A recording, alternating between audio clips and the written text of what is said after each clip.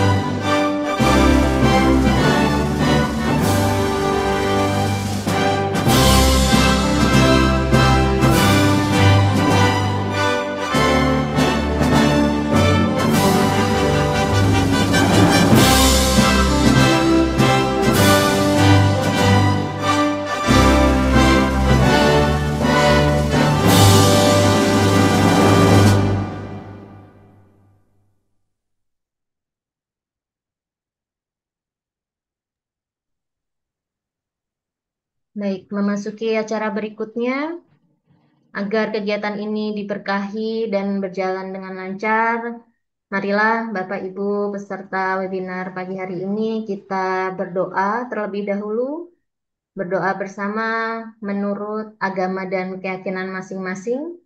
Berdoa dimulai.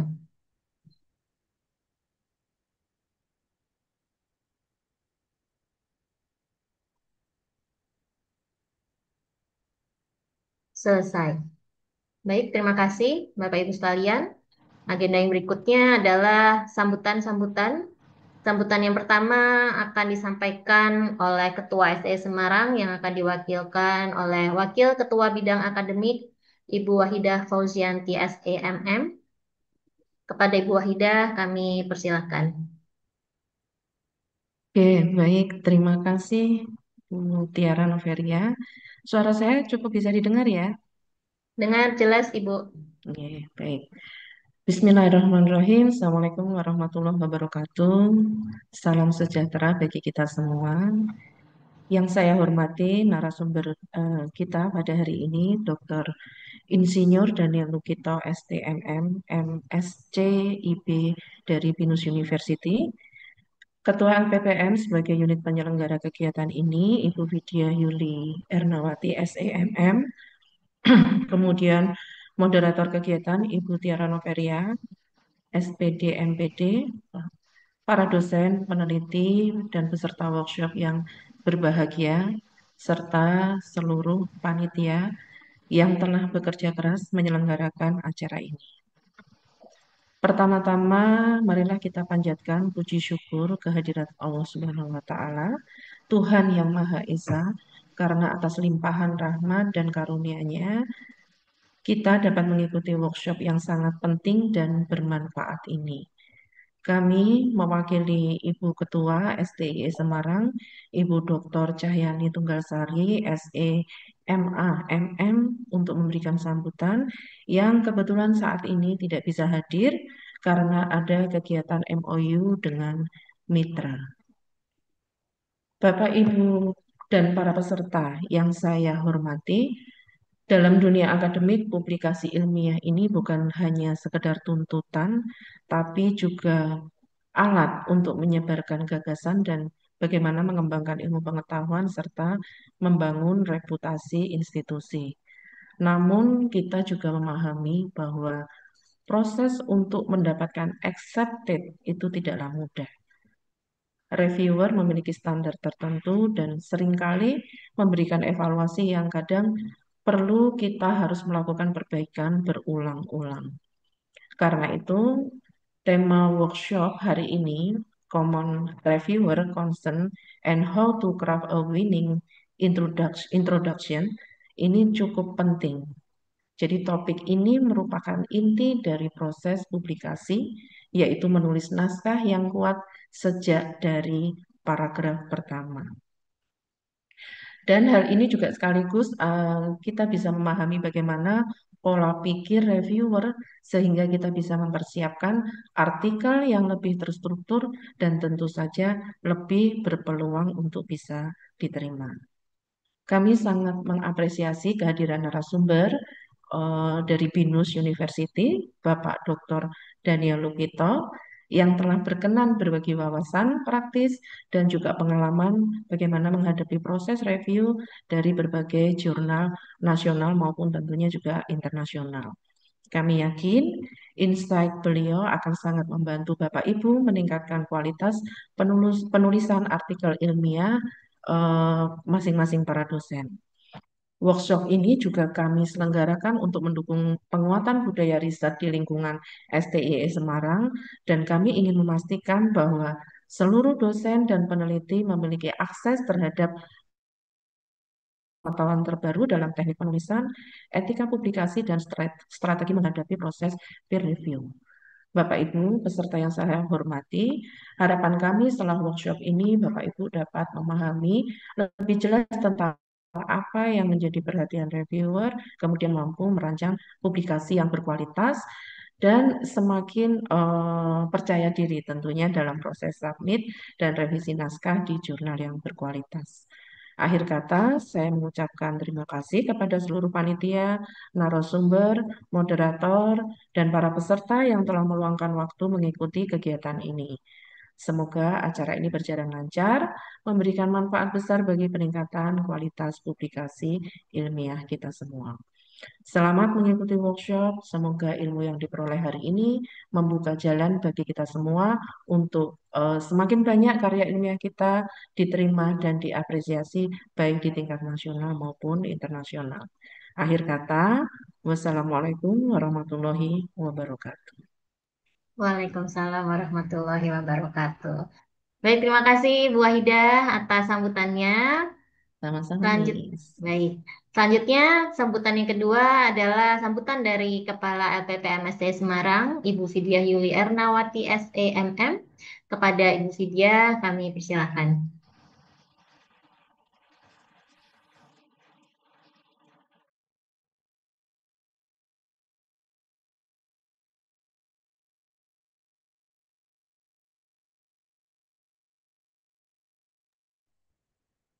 Maaf Ibu, suaranya tidak terdengar.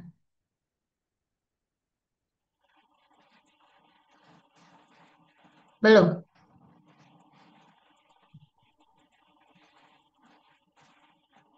Sekarang sudahkah terdengar, Miss? Sudah, jelas, jelas Ibu. Oke, mohon maaf ya. Terima kasih atas waktu dan tempatnya, Miss Tiara sebagai moderator dan MC pada acara LPPM pada pagi hari ini. Assalamualaikum warahmatullahi wabarakatuh. Bagi Bapak Ibu, dosen dan peneliti SDI Semarang. Yang saya hormati Ibu Wakil Ketua 1, Ibu Wahidah Fauzianti, SEMM, dan Bapak Dr. Insinyur Daniel Lukito, STMM MSCIB selaku narasumber dari BINUS University dan para peserta dosen STE dan peneliti yang saya banggakan. Di mana alhamdulillah pada pagi hari ini acara terkait dengan workshop Writing for Accepted Common Review Coursel and How to Craft a Winning Introduction sudah berjalan dengan lancar ya. Semoga pagi hari ini dan kegiatan ini menjadi sebuah upaya LPPM untuk bisa meningkatkan kompetensi penelitian dan publikasi ilmiah yang ada di kalangan dosen dan peneliti STE Semarang. Di mana di dalam menulis artikel ilmiah ini yang dapat diterima di sebuah jurnal bereputasi itu memerlukan kemampuan khusus yang tadi sudah diutarakan dan disampaikan oleh Ibu Ketua, Wakil Ketua 1, ya Bu Wahida terkait dengan ada kemampuan khusus di mana di situ ada reviewer dan perbaikan-perbaikan seperti itu. Nah, dengan adanya kegiatan ini, APPN pun juga berharap setelah ada kegiatan ini, ada sebuah perbaikan di dalam kita bisa mereview, bisa membuat jurnal, bisa untuk submit ke dalam jurnal yang bereputasi yang lebih baik daripada sebelumnya dalam arti mungkin Sinta 1, 2, atau ke Scopus seperti itu. Dan apa namanya kami mengucapkan terima kasih kepada Bapak Daniel yang sudah berkenan dan meluangkan waktunya untuk menjadi narasumber pada pagi hari ini untuk memberikan ilmunya kepada dosen STE Semarang dan para peneliti dan semoga dalam workshop pada pagi hari ini berjalan dengan lancar dan saya ucapkan terima kasih untuk semuanya. Wassalamualaikum warahmatullahi wabarakatuh. Waalaikumsalam warahmatullahi wabarakatuh. Warahmatullahi wabarakatuh. Baik, terima kasih Bu Vidya atas sambutannya. Semoga apa yang menjadi harapan tadi dari Bu Wahidah dan Bu Vidya selaku LPPM dalam penyelenggaraan webinar pagi hari ini dapat berjalan sesuai harapan. Baik, Bapak Ibu sekalian, selanjutnya kita masuk ke sesi utama, yaitu sesi workshop dengan narasumber. Bapak Ibu sudah siap semua, nggih? Baik. Baik, Bapak Ibu, sesi materi kali ini kita akan bersama-sama, ya tadi seperti yang sudah disampaikan oleh Bu Vidya, mendalami bagaimana reviewer menilai artikel ilmiah, kesalahan umum yang sering menyebabkan naskah ditolak, serta strategi menyusun bagian introductions yang kuat dan meyakinkan, dan ilmu-ilmu yang lain terkait publikasi di jurnal internasional.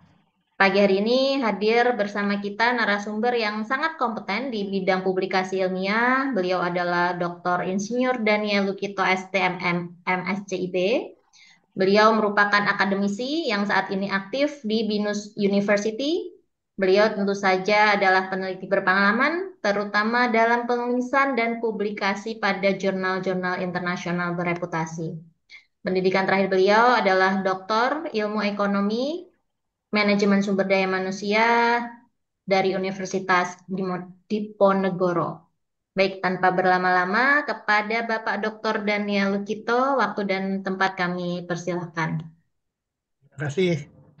Baik, selamat pagi Pak Ya, Daniel. selamat pagi. Baik, sehat Pak? Sehat. Alhamdulillah. Semangat ya Pak Daniel. Ya, Baik, terus monggo Pak Daniel. baik ya. Selamat pagi Bapak Ibu, Profesor dari STI Semarang. Eh, Ya saya sebetulnya kemarin dikasih lihat sama Bu Vidya ya brosurnya. Waduh, ini kok eh, kayaknya topiknya jadi berat gitu ya. Tapi mungkin hari ini saya lebih ke arah apa ya, sharing ya. eh, dari pengalaman saya sendiri ya, sebagai reviewer jurnal Scopus juga. eh, Ya semoga apa yang saya pernah alami ini bisa bermanfaat ya buat Bapak Ibu semua dalam menggolkan ya naskah-naskahnya itu ke jurnal bereputasi. Mungkin saya share screen ini.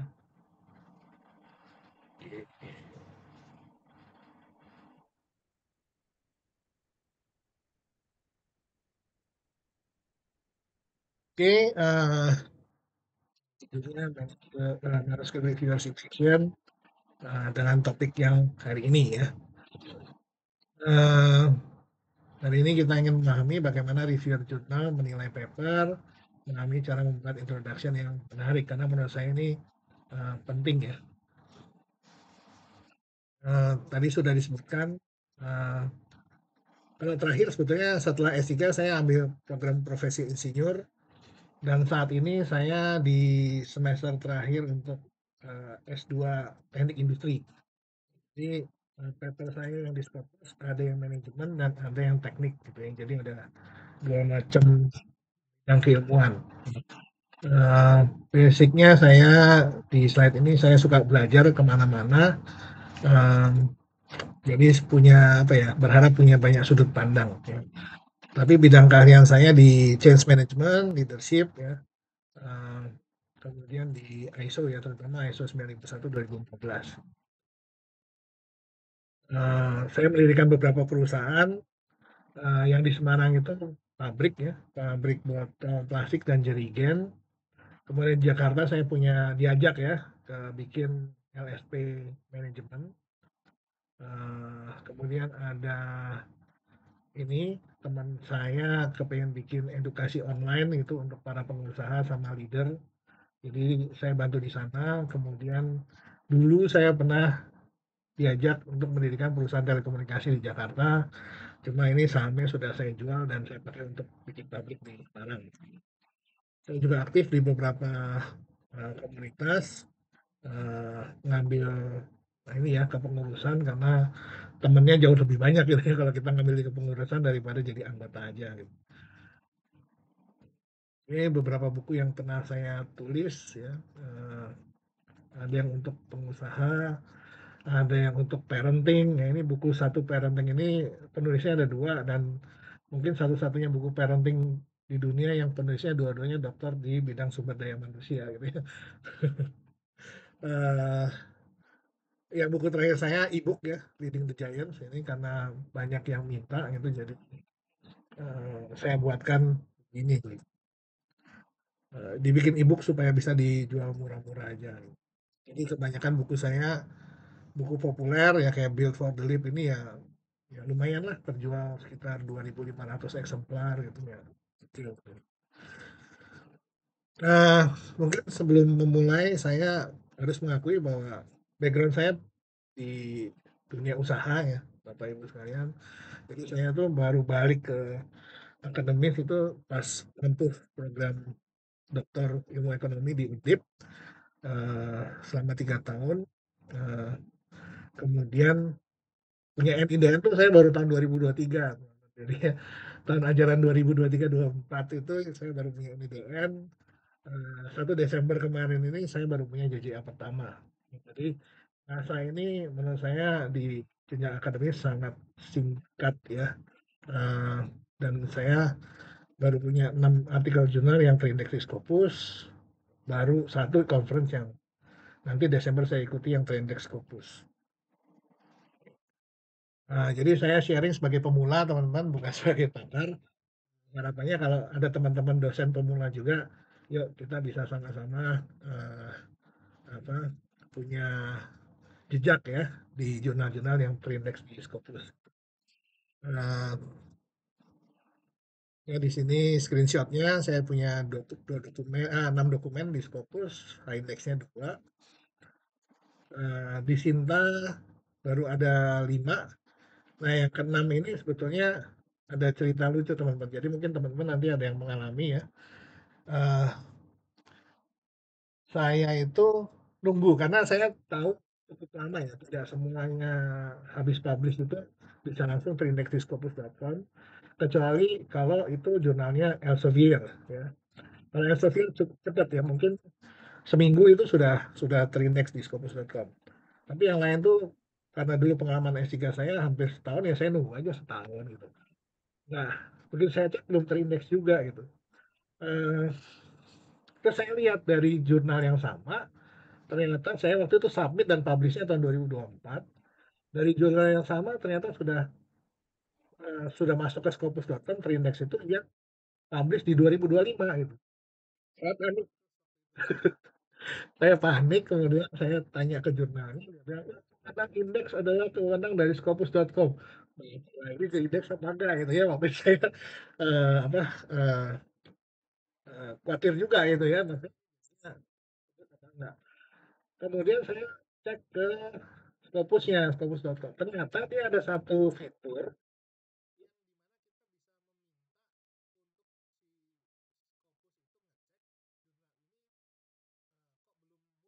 gitu, belum terindeks di Scopus gitu. Dalam 4 minggu akan ditangani itu sama dia minta kita submit proof-nya gitu ya, bukti-buktinya.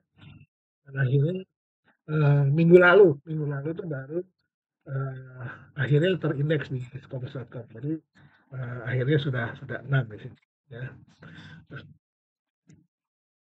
Nah yang dari sini yang Q3 yang nomor 2 dari atas itu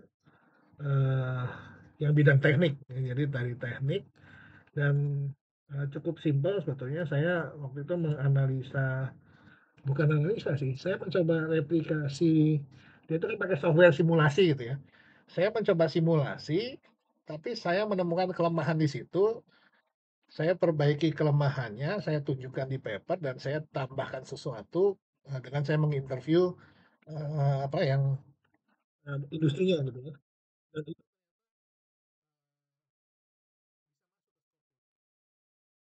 saya sudah cukup aneh. Saya submit ke jurnal A,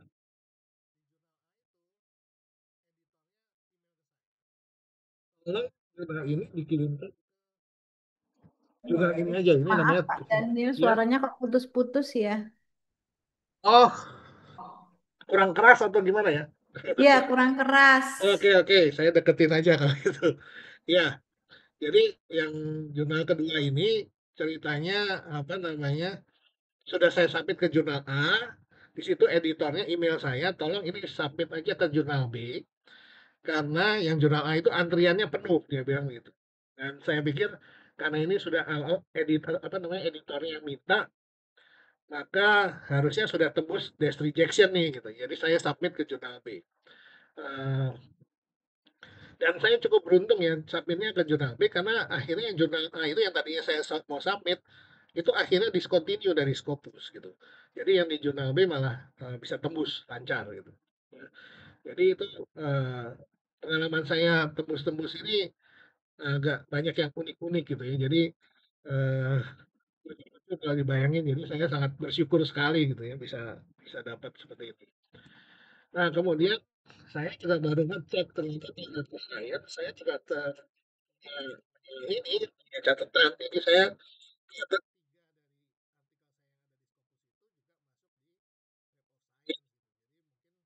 wah ini saya kalau mencari jurnal, saya kan mencari jurnal yang ada di Scopus dan di Web of Science. Jadi aman lah kalau misalnya ada yang bermasalah salah satunya, satunya masih eh, oke ya, jalan terus gitu. Nah ini Google Scholar, teman-teman bisa lihat bahwa saya baru mulai aktif betul-betul di tahun 2023 ya. 2022 yang buku populer itu biasa, yang untuk pengusaha. 2023 saya baru aktif nulis. Jadi dalam 2 tahun ini H-index saya sampai ke 6, I10-nya sampai ke 4. Jadi eh, ini dari aktif menulisnya sih. Jadi eh, menulis bersama itu juga akan meningkatkan H-index. Ini saya juga terkait dengan publikasi saya, mungkin teman-teman juga akan sulit percaya. Teman saya itu kalau ngirim artikel ke conference Scopus tuh ditolak terus. Ini baru ada satu yang bulan depan itu akan presentasi, baru itu yang pertama kali di conference Scopus yang diterima. Sebelumnya ditolak terus. Jurnal Scopus yang itu sebelumnya S3 ditolak sampai akhirnya berhasil. Ya, biasa lah kalau lagi.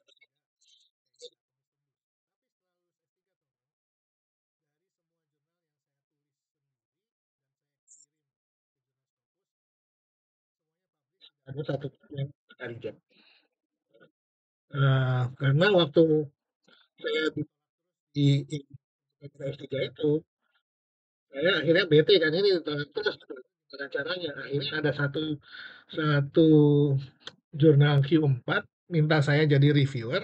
Saya bilang oke deh, saya jadi reviewer. Terus kemudian saya cari di Google, saya cari di YouTube gitu ya cara cara mereview paper itu seperti apa. Dan saya coba melihat papernya orang lain gitu kan. Oh iya pantas, saya pikir begitu. Ternyata apa yang kalau menurut kita kita tuliskan, kita tuangkan dalam tuliskan itu sudah jelas ya. Kalau dibaca orang lain itu ternyata ngaco gitu loh. Ya, jadi ada informasi yang kurang, apalagi kalau misalnya kita menulisnya kebanyakan ada yang harus dihapus gitu ya. Ternyata itu bagian yang penting itu. Jadi berasa sekali gitu. Dengan mereview papernya orang lain kita tahu kelemahan paper saya sendiri gitu ya waktu itu. Nah, akhirnya saya eh, coba gitu ya. Jadi sebelum saya submit saya review sendiri paper saya minta teman saya yang review sebelum saya submit. Jadi eh, apa namanya? Akhirnya yang S3 itu bisa tembus gitu ya. Nah, kalau yang setelah S3 saya belajar terus jadi ada workshop apa di internet di Facebook ditawarin apa saya ikut semua. Eh, Sampai saya ketemu satu menjelaskan bahwa introduction penting. Semua yang saya ikuti bilang introduction itu penting, tapi nggak ada yang ngajarin caranya bikin.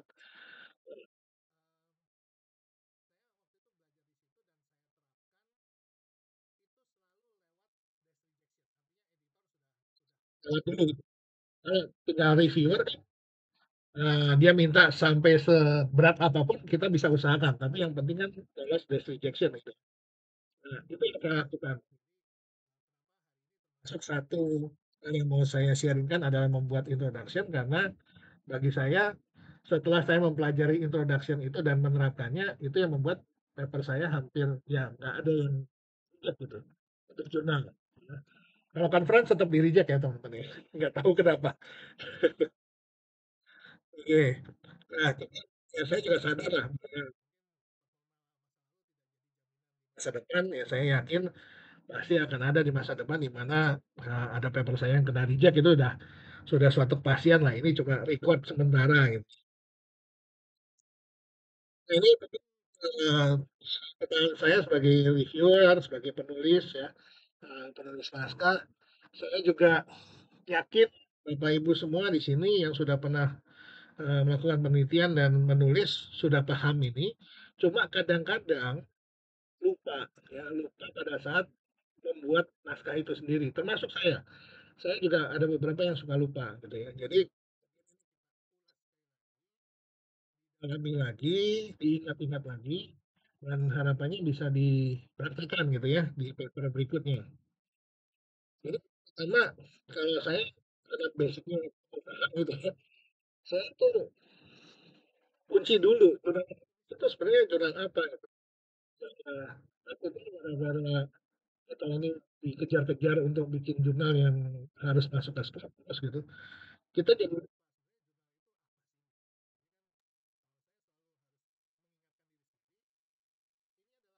Maaf Pak Lukito nggak ya, dengar suaranya. Suaranya hilang. saya coba pakai ini ya. Iya, coba Pak. Dari mana hilangnya? Dari mana emailnya? Tadi hilang-hilang Pak suaranya Pak.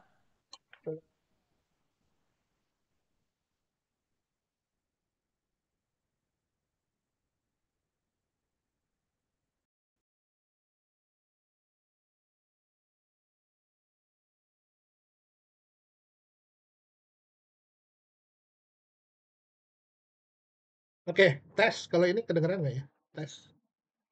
Testing. Oke, ya saya deketin sekalian ya. Jadi, eh, saya kan kalau kita mau ke jurnal akademis kita harus terus mengingat jurnal akademis itu barang apa gitu ya. Jadi ini adalah wadah bagi para ilmuwan bertukar pengalaman penelitian ya, dengan topik-topik tertentu. Karena itu jurnal akademis itu sudah pasti ada batasannya ya. Dia aims dan purpose-nya itu apa. Kemudian ini juga wadah bagi para praktisi supaya bisa mengikuti perkembangan terbaru dari sebuah topik tertentu ya. Jadi dengan demikian kita bisa tahu customer-nya si jurnal ini siapa. Jadi itu yang penting dan pertama harus kita uh, ingat terus ya. Kalau kita mau submit ke jurnal, customer-nya dia siapa dan apakah dia akan tertarik membaca paper kita. Atau kalau kita merencanakan penelitian, paper seperti apa yang kira-kira bisa diterima di jurnal ini. Jadi jangan sampai misalnya kita mau melakukan hibah nih, dapat hibah dari Dikti, rencananya mau kita jadikan paper, tetapi ternyata yang kita lakukan penelitiannya itu tidak layak gitu untuk menjadi paper karena sekali lagi ini adalah topik-topik tertentu dan pasti perkembangan terbaru gitu ya. Jadi kalau penelitian juga harus ada sesuatu yang baru gitu.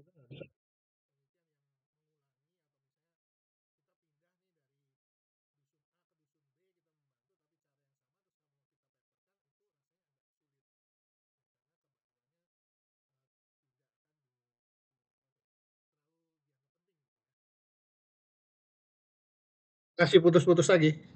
Tes. Testing. Kasih putus. Halo. Aduh, gimana ini? Internet ya. Pertama, orang-orang penting ya di jurnal atau editor mengaplikasikan manuskrip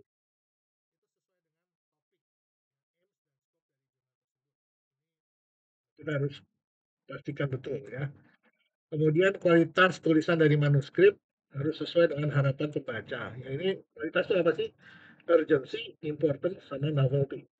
Tiga ini tidak boleh tidak ada dalam paper yang kita submit ke jurnal internasional yang bereputasi.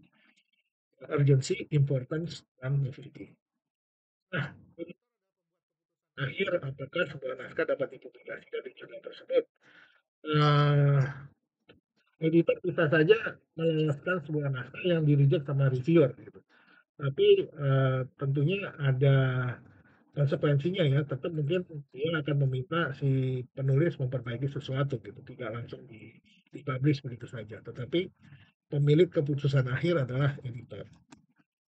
Nah, reviewer itu sendiri apa? Dia tugasnya memastikan penelitian yang akan dipublikasikan di jurnal itu dilakukan dengan alasan yang tepat.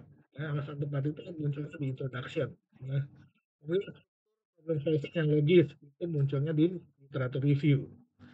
Kemudian langkah-langkah pembuktian yang tepat dan dapat direplikasi itu ada di metode. Ya. Nah, hasil itu lengkap dan jelas. Saya membahas hasil dengan menggunakan argumen tentang dampaknya bagi dunia industri atau akademis dan membandingkannya dengan penelitian terdahulu itu di discussion. Ya.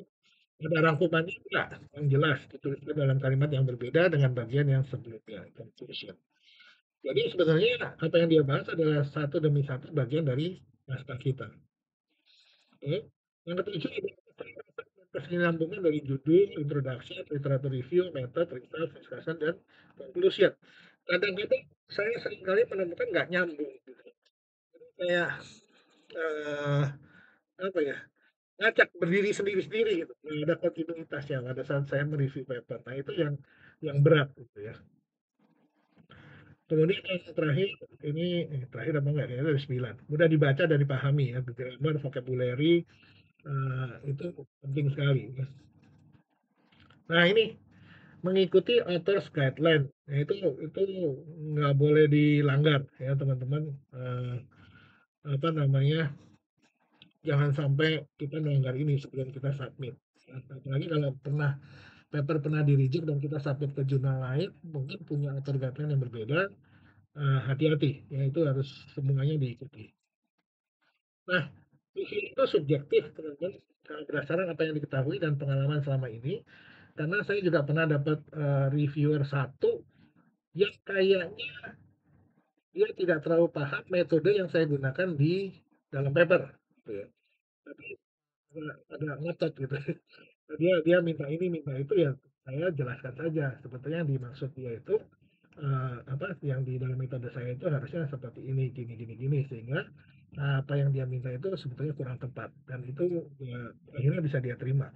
Jadi teman-teman perlu tahu bahwa reviewer itu bukan dewanya gitu ya, dia bukan orang-orang yang betul-betul jago di semua bidang di dalam topik itu, enggak gitu.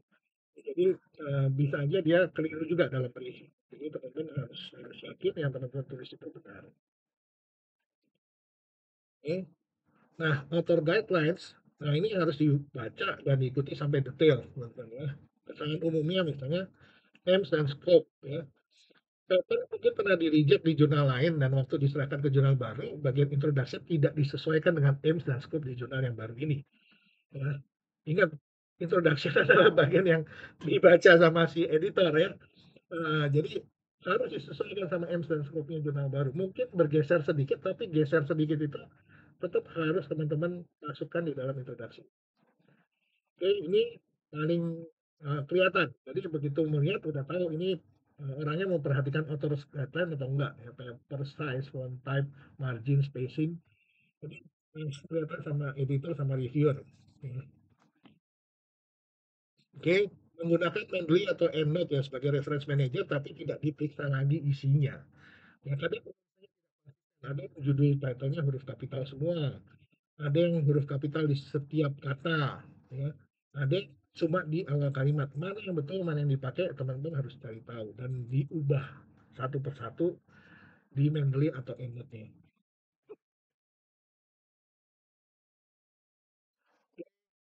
Atas guideline wajib baca, saya ulang lagi. Oh ya, misalnya contohnya, sebagian besar meminta judul tabel itu di atasnya tabel, kalau judul gambar di bawah gambar. Tapi ada yang meminta berbeda. Ya, salah satu yang kemarin saya submit meminta judul gambar itu ditulisnya di atas gambar. Ya. Nah, teman saya ada yang di reject karena dia tulisnya tetap di bawah gambar seperti pada umumnya artikel itu apa jurnal itu meminta gitu. Dia di reject cuma karena itu. Ya. Dia harus judulnya nggak di atas. Ada yang meminta gambar ditaruh dalam text box ya, tapi cuma di copy paste biasa. Nah, itu juga jadi masalah teman-teman. Ya. Oke, pada judul abstrak itu harus dipatuhi, kalau maksimum 15 kata 15, kalau maksimum 12 12. Nah, kadang-kadang kita kesulitan ya mencari ini gimana sih yang paling pas. Kalau zaman sekarang teman-teman bisa minta pendapat sama ChatGPT ya, dia bisa membatasi 12 kata atau berapa gitu, yang paling pas yang mana. Eh, itu akan membantu kita, sangat-sangat membantu kita dapat ide ya, bukan di copy paste dari ChatGPT-nya gitu. Oke, nah ini eh, kita tuh diminta mengirimkan manuskrip itu dia ada tulis ya double blind review, single blind review gitu. Kalau single blind review artinya namanya otak harus ada di naskah yang kita submit. Tapi kalau dia tulis double blind review, maka nama author tidak boleh ada di manuskrip. Jadi itu harus dihapus. Nah, seringkali saya menerima apa namanya menerima paper itu ada nama autornya gitu, padahal harusnya double blind kan. Nah, pada saat itu saya sebagai reviewer kadang-kala bisa apa ya,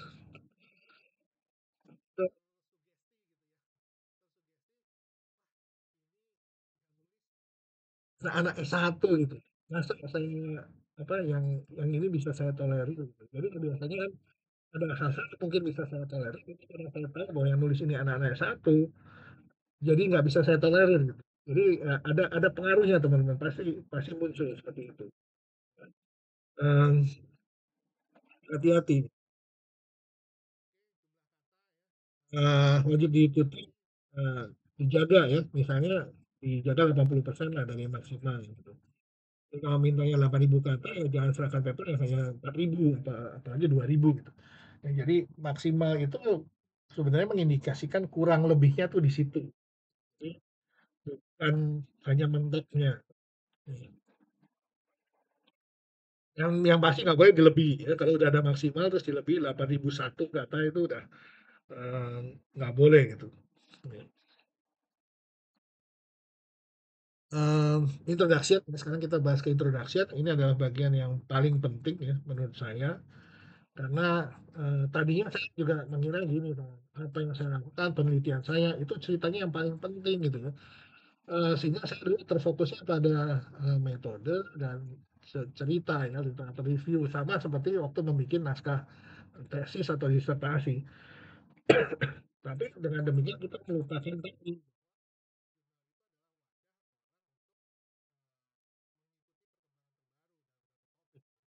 Jadi kita sebenarnya menulis metode itu terlalu panjang, ya. Nggak perlu juga apa namanya, introduction itu terlalu panjang, nggak perlu gitu. Tapi yang penting bisa menggambarkan. Oke, nah editor memutuskan desk rejection itu dari abstract sama introduction biasanya. Ya.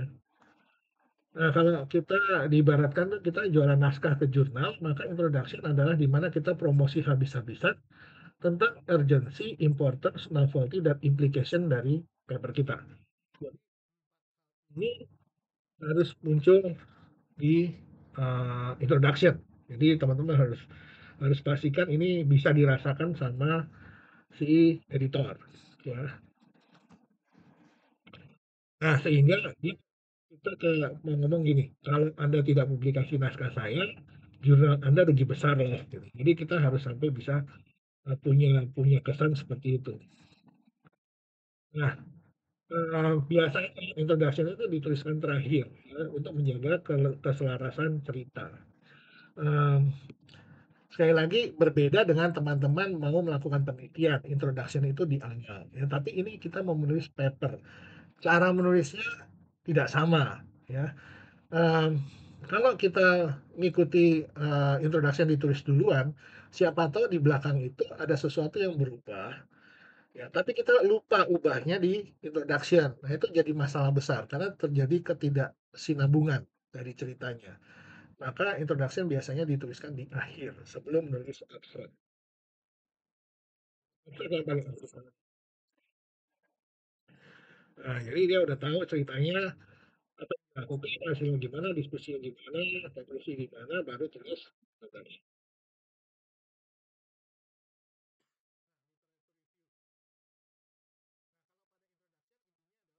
Ada masalah yang harus diselesaikan segera. Oke. Pada bagian literatur review itu yang kita tulis itu sebenarnya apa sih? Kita tulis proses kita dalam mencari solusi untuk permasalahan tersebut. Penelitian yang dulu itu sudah dilakukan apa sih tentang masalah yang mirip dengan ini? Ya. Jadi arahnya ke sana. Um, Cara penulisannya harus seperti itu. Cuma kadang-kadang nanti ini terkait dengan apa yang dulu pernah dilakukan, situasinya ada yang pernah serupa, apa tempat yang diteliti, siapa respondennya, bagaimana cara menelitinya. Hasil kita melakukan literatur review adalah sebuah dugaan bahwa masalah pada introduction dapat diselesaikan dengan cara ini. Jadi hasilnya hipotesis gitu ya. Nah,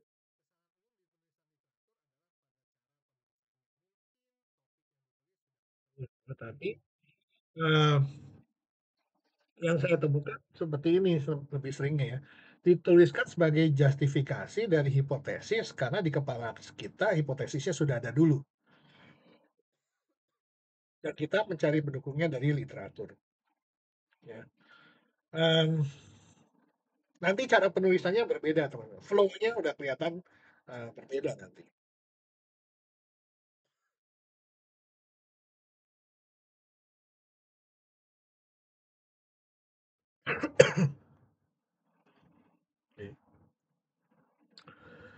Mmm, nah, akibatnya lebih cenderung untuk menuliskan hasil dari penelitian dan kurang membahas lebih detailnya. Misalnya,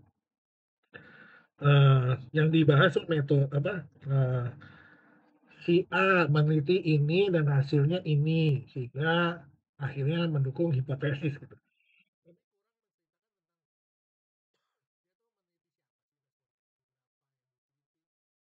Di si A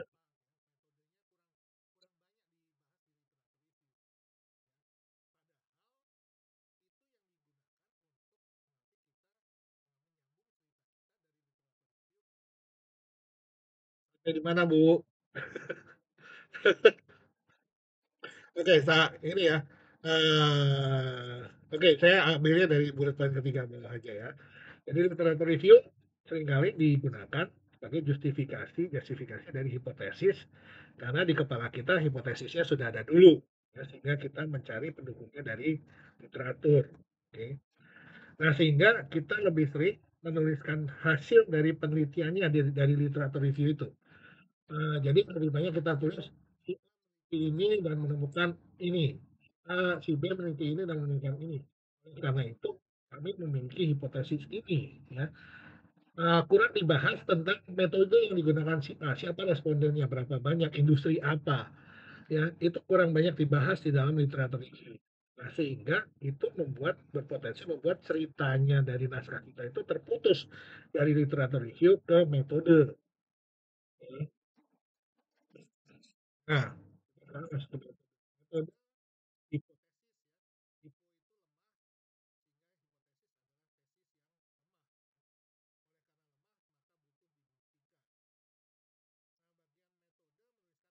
Tapi bagaimana kita akan membuktikan konsensus ini masih tetap tersebut.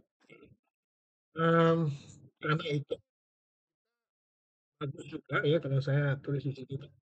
Kalau kita bisa menuliskan ini, karena literatur itu ada begini begini begini, begini, maka kita perlu mengikuti caranya si Brown et al. 2023 ini untuk mencari bukti. Ya. Dan di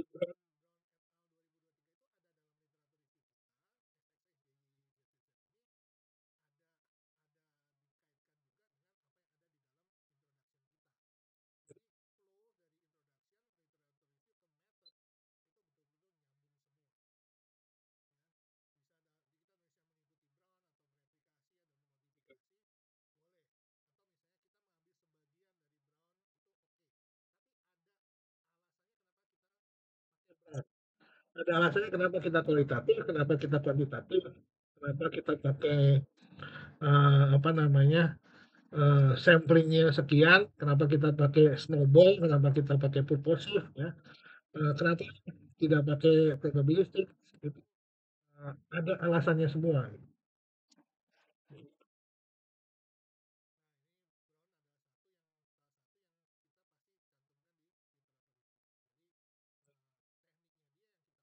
Nah, sudah ada loh di literatur review kita, kita sudah pernah membaca dia melakukan ini mirip sebenarnya sama yang mau kita lakukan, paling dimodif sedikit, makanya kita tiru dia. Jadi ada alasannya kenapa metode kita itu seperti ini.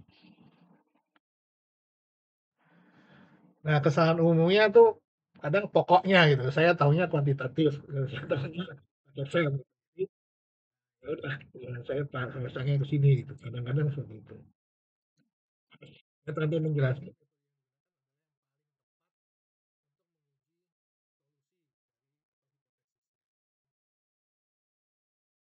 sih, ya, pada saat penulisan riset saya, saya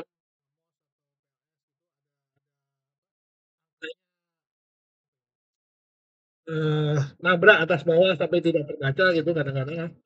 Nah itu ada jurnal sudah bukan di reviewernya lagi. Ini mungkin lebih karena administrasi yang publishing ya. Dia di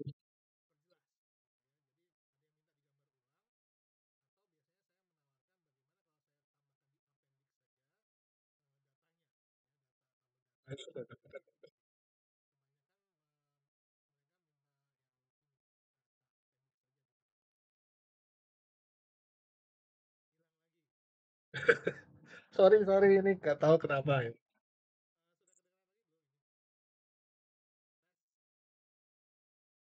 Testing, testing, 1, 2, 3, tes.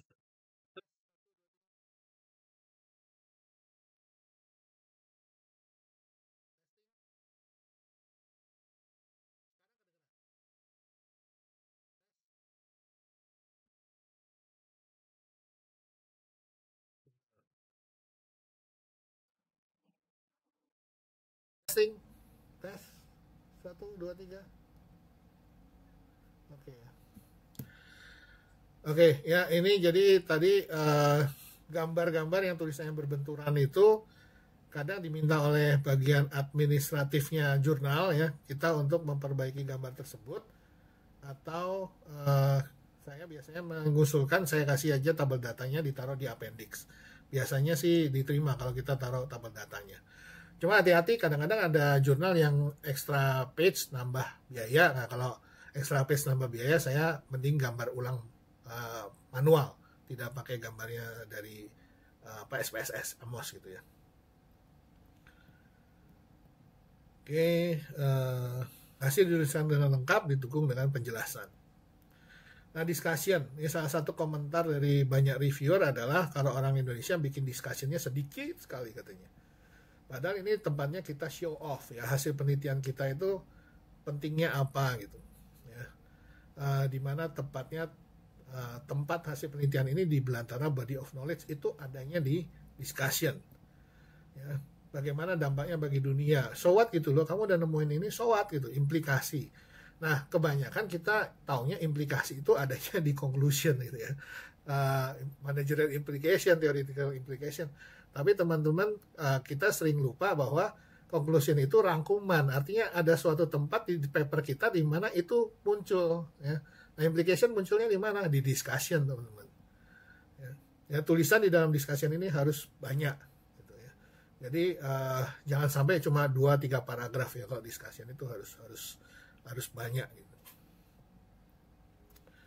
Oke, nah ini saran umumnya bagian diskusi lebih sedikit dari literatur review ya, atau bagian method terlalu panjang sehingga diskusinya jadi sedikit gitu. Oke, nah conclusion ya, summary ya dari seluruh tulisan dengan cara yang berbeda. Tulisannya nggak boleh copy paste atau dengan pola kalimat yang sama ya, harus parafrase dengan pola kalimat yang berbeda ya. Jadi harus muncul semua research gap-nya dari introduction, apa yang sudah dilakukan, hasilnya apa, implikasinya apa, kemudian research limitation sama further study ya, future research ya. Nah, research limitation teman-teman bukan keterbatasan research ya, tetapi yang dibahas adalah boundary of the research. Bagaimana kita membatasi research ini ya.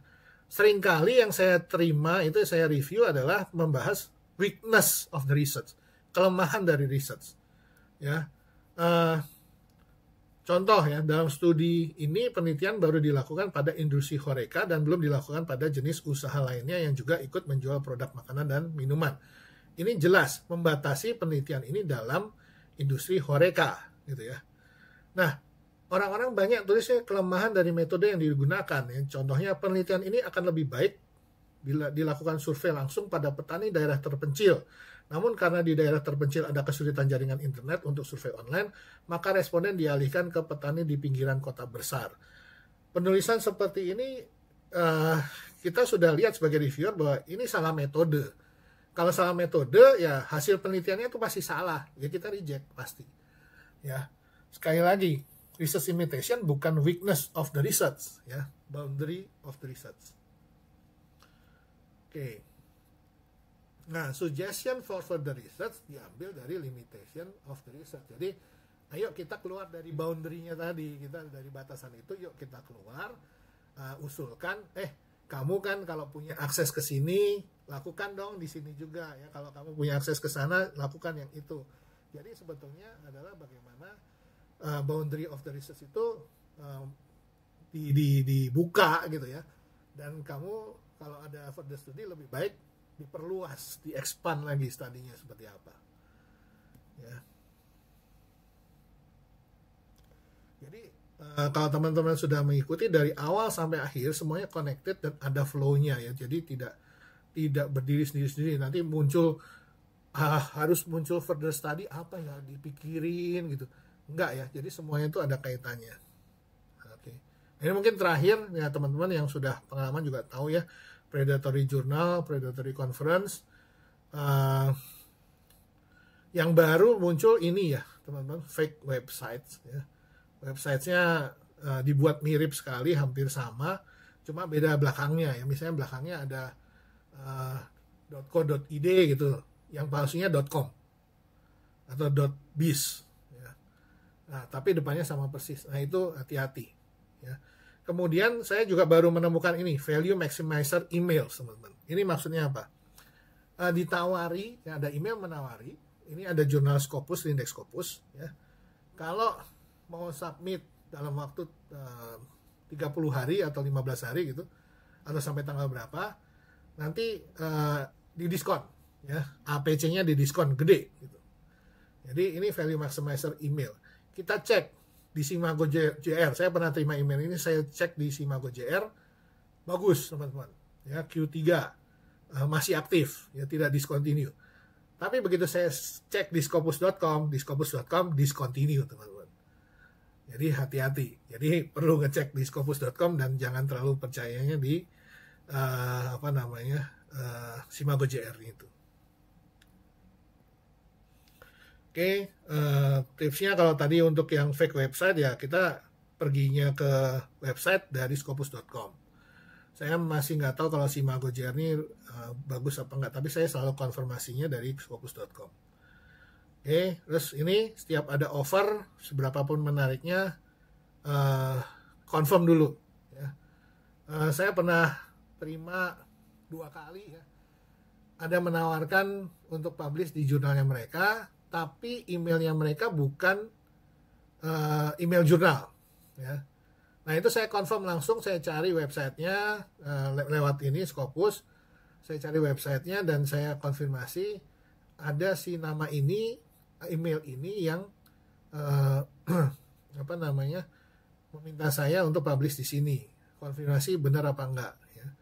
Nah, kebetulan yang saya minta konfirmasinya dua-duanya dijawab betul gitu ya. Jadi ini sebetulnya agak membahayakan juga karena emailnya aslinya bukan email dari jurnal gitu ya. Tapi ternyata setelah dikonfirmasi betul. Jadi lakukan konfirmasi itu. Oke, ini waktunya masih ada apa enggak ini, Bu Vidya? Bu siapa? Masih. Ya. Oke. Nah, kalau tadi kita sudah lihat apa yang dibaca oleh reviewer, kontinuitasnya, ini sekarang saya akan coba sharing cara bikin introduction gitu ya. Sebenarnya caranya coba 3 langkah mudah ini teman-teman ya. Desain outline-nya, kemudian desain outline-nya dari paragraf-paragrafnya, kemudian tulis 1 kalimat yang tidak bisa ditolak. Artinya kalimat ini benar-benar undeniable truth ya. Kemudian di-expand, diperluas dengan dukungan dari artikel-artikel Q1 dan Q2. Caranya 3 langkah mudah ini gitu teman-teman. Semudah itu. Contohnya, ya ini desain paragraf outline ya. Ini ada macam-macam teman-teman. Ada yang dari problem, kemudian dari cari grand theory, subtheories, kemudian research question atau purpose ya. Ada yang bikin dari fenomena bisnis, problem, situasi, research question, purpose. Ada yang kombinasi. Ya kadang ada yang bisa menambahkan sedikit ulasan metode. Artinya ada apa ya? Tidak terlalu kaku gitu penulisannya. Hanya saja mungkin dari yang umum ke yang khusus yang kita mau teliti tempatnya apa. Jadi memang ada semacam funneling gitu ya, ada corong memperkecil itu ke kalimat terakhirnya. Nah ini contohnya, misalnya saya mau bikin introduction untuk terkait dengan suksesi family business di Indonesia. Ya, ini contoh, saya mau bikin 8 paragraf, maka paragraf 1 saya bikin begini kalimat undeniable ini topiknya dulu ya, topiknya. Topiknya family business, kemudian ada masalah suksesi kepemimpinan, paragraf ketiga tentang perbedaan mindset lintas generasi, ya, paragraf 4 teknologi yang cepat berubah, paragraf 5 mendirikan bisnis baru untuk anak, paragraf 6 membuat sistem manajemen profesional, paragraf 7 merger dan akuisisi, paragraf 8 tujuan penelitian. Ya, ini topik-topik besarnya kita buat outline-nya dulu. Nah, kita bikin kemudian kalimat undeniable truth-nya gitu. Ya, misalnya satu, family business di Indonesia. Kalimatnya apa? Di Indonesia banyak ditemukan banyak sekali family business dan diantaranya ada yang ukuran mikro maupun perusahaan multinasional. Ada yang bisa bilang atau punya bukti bahwa kalimat ini salah? Hampir nggak ada ya. Gitu ya. Kalimat kedua nih, suksesi kepemimpinan di family business adalah isu lama yang hingga sekarang masih sangat kecil tingkat kesuksesannya. Nah, apakah kalimat ini ada buktinya kalau salah gitu? Harusnya nggak ada. Jadi kita membuat kalimat-kalimat seperti ini untuk setiap topik atau paragraf. Ya. Ya. Yang nggak panjang nih. Meskipun belakangan ini sering dibahas tentang perilaku milenial dan Gen Z yang membuat pengusaha pusing, sebetulnya sudah sejak dulu generasi yang baru membuat pusing generasi sebelumnya karena perbedaan pola pikir. Apakah salah? Ya harusnya enggak gitu ya. Jadi sekali lagi ini kalimat-kalimat yang undeniable truth, minimal bagi saya lah gitu. Kita buat setiap paragraf ada satu kalimat ini ya.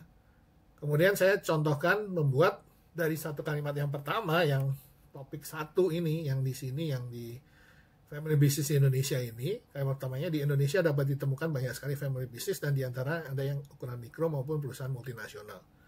Nah, saya buatkan menjadi satu paragraf seperti ini. Ya. Ini yang kecil-kecil di bawah ini referensinya sih. Jadi ini benar-benar quote-nya itu saya sudah yang saya citasi ini betul-betul dari Elsevier, Emerald, dari Wiley ya. Itu saya citasi dari situ. Ya.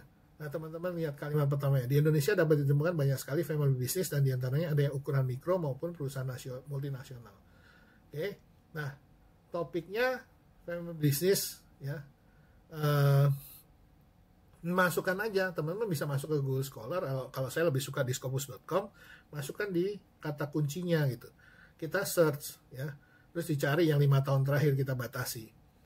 Oke. Nah, cari dari abstraknya, kan ada findingnya tuh kalau di abstrak. Nah, ambil aja dari situ teman-teman. Teman-teman nggak usah mendownload semua PDF-nya. Karena yang sudah ada di abstrak itu kan sudah pasti ada di dalam gitu ya. Jadi teman-teman bisa ambil kalimat-kalimat yang ada di situ. Gitu. Ya, cari yang menarik yang bisa masuk ke dalam paragraf ini. Nah, teman-teman sekarang bisa baca ya lanjutannya. Definisi yang kami adopsi untuk mendefinisikan bisnis keluarga adalah bisnis yang setidaknya 50% dimiliki oleh satu keluarga. Ada pendukungnya. Pendukungnya siapa? Scopus Q1. Gitu. Literatur menunjukkan bahwa keluarga yang memiliki bisnis menetapkan tujuan sosial dari berbagai alternatif kinerja di luar keuntungan seperti orientasi keluarga, perilaku prososial, kewajiban moral, dan perilaku keluarga negaraan organisasi. Ini Pratanohan. Ini dari mana? Emerald misalnya. Q2. Jadi hanya Q1 dan Q2 yang saya pakai untuk saya citasi gitu.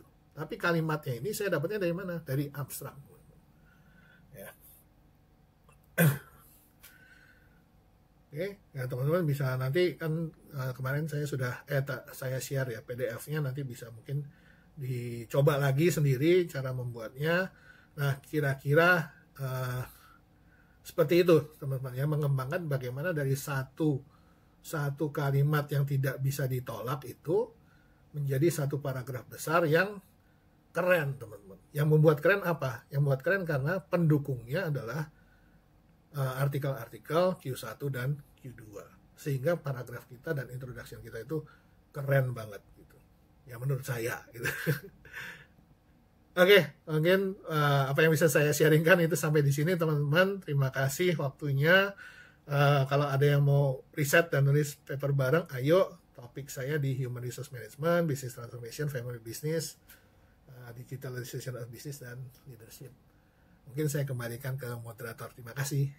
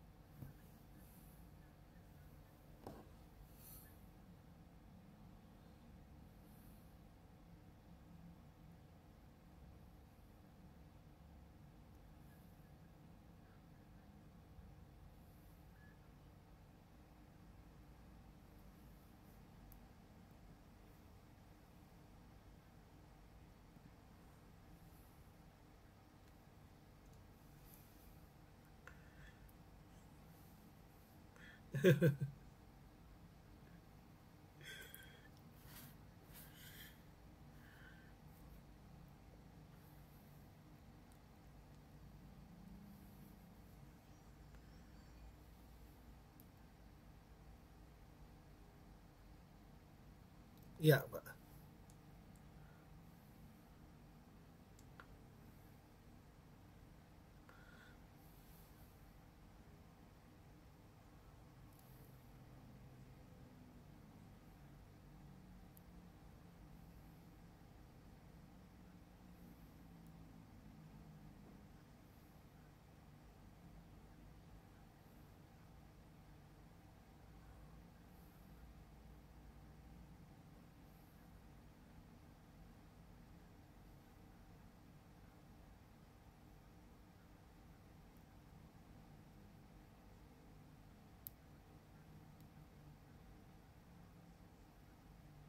Ya.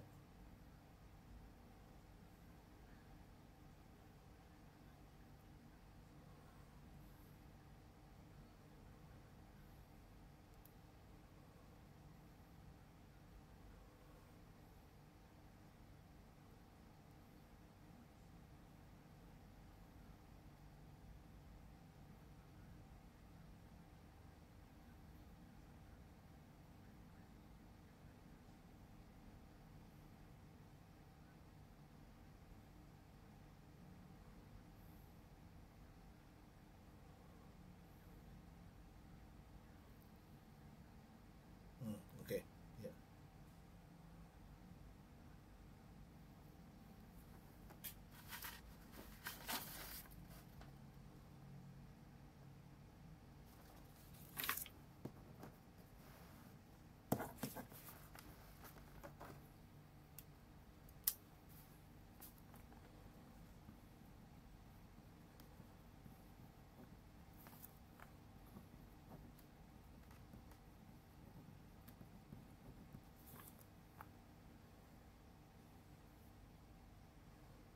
Oke.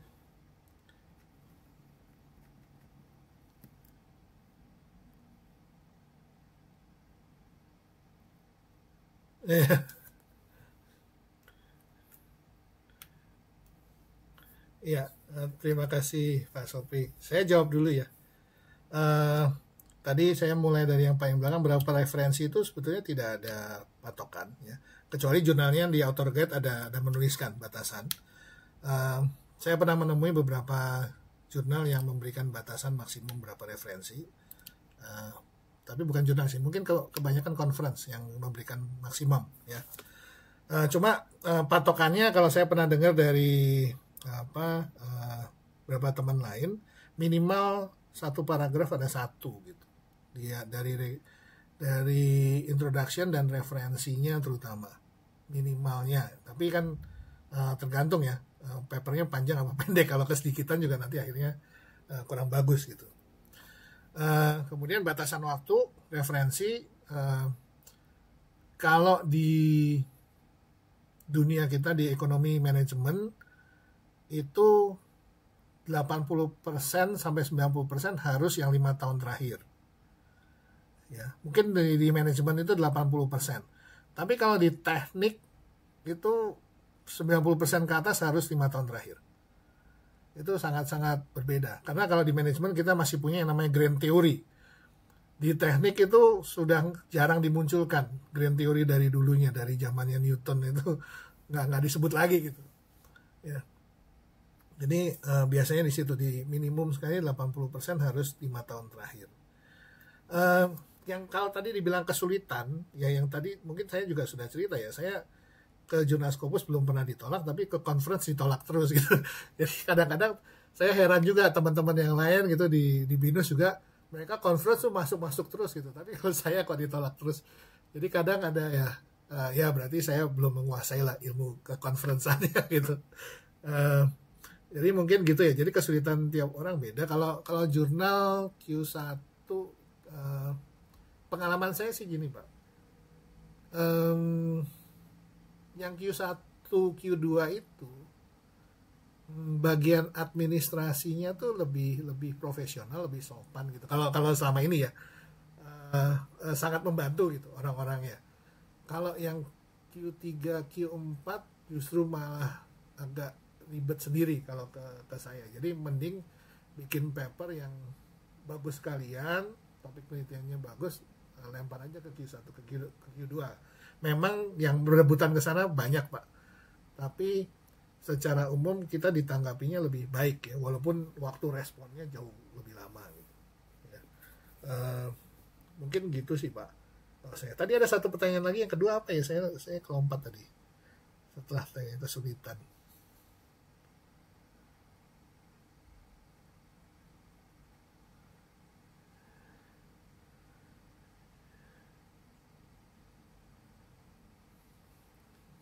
Ya.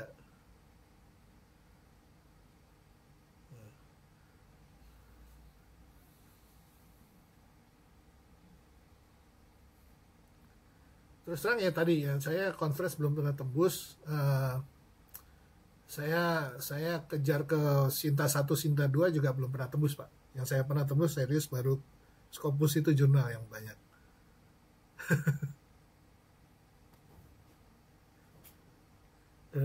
Ya.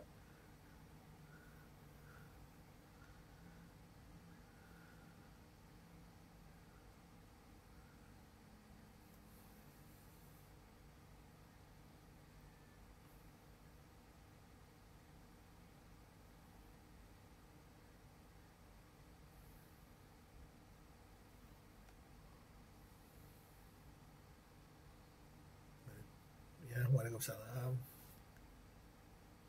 Ya, Marifa. Ya. Ya.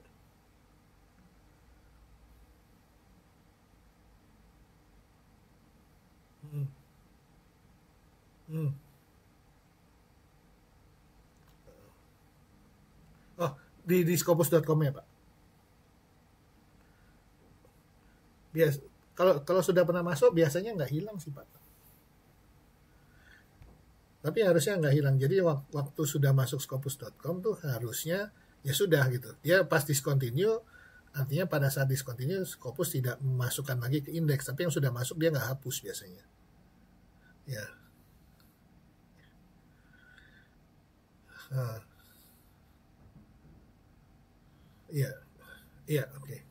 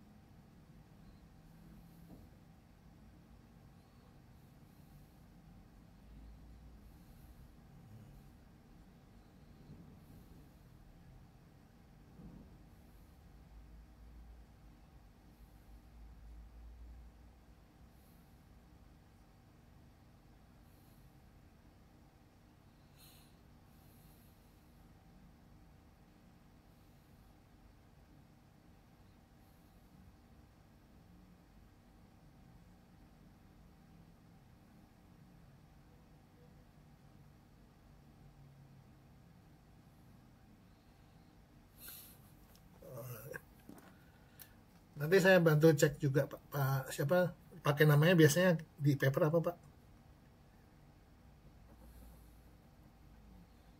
Kelas. Nanti saya cek juga ya Pak ya. Nanti saya kabari ke Bu Vidya. Ya.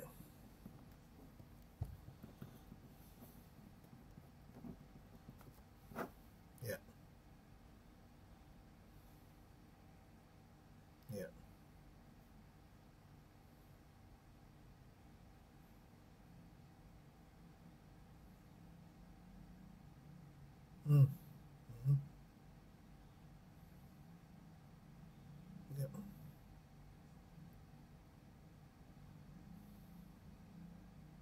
Hmm. Ya, oke. Hmm, hmm.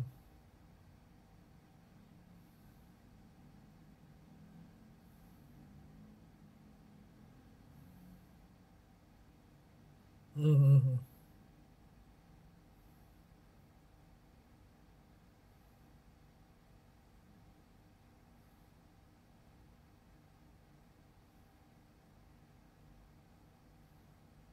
Hmm, hmm. Ya, oke.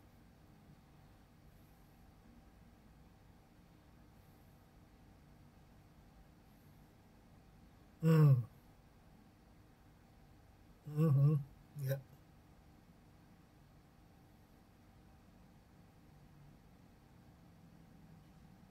Hmm, hmm. Ya.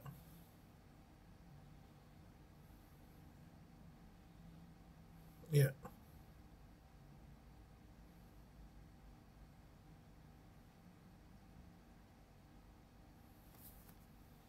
Biasanya di jurnal kalau dia kasih statistik ada ya, tapi kalau misalnya nggak ada, em, Bapak sebetulnya kalau sudah lewat dari sebulan bisa saja menanyakan kepada jurnalnya itu statusnya gimana. Kalau sudah lewat sebetulnya bisa bisa meng-email ke sana, yang biasanya ada respon yang cukup baik ya, apalagi kalau sudah Q1 Q2 kayak tadi ya, saya bilang Q1 Q2 tuh responnya bagus gitu.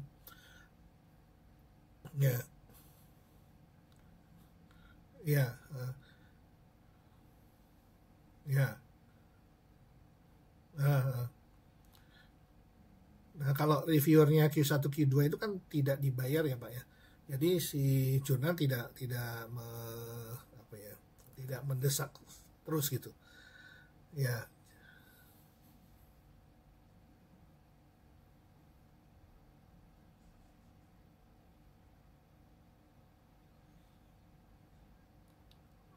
tergantung jurnalnya. Jadi kalau memang dia tulis 4 sampai 8 minggu, ditunggu aja 8 minggu, kalau udah nggak ada kabar baru email. Nah, karena dia kan itu kan tulisannya dia kan gitu. Artinya kalau dia terlewati, kita berhak dong tanya gitu. Ya, oke. Ya, oke.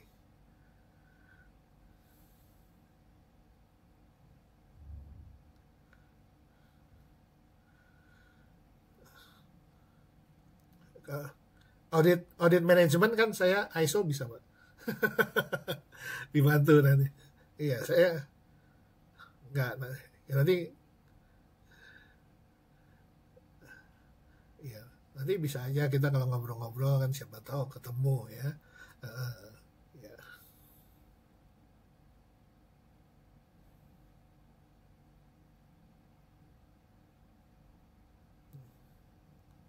ya,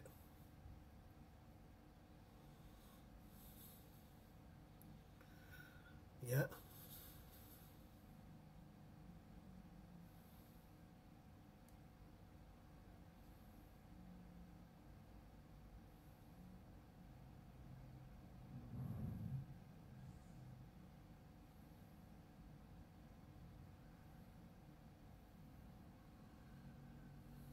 Maksudnya tidak di hipotesis ditolak atau gimana, Pak?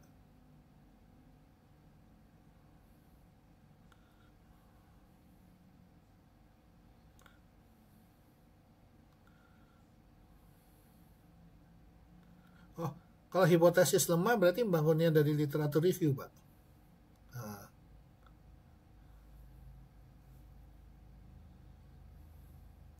ya, ya.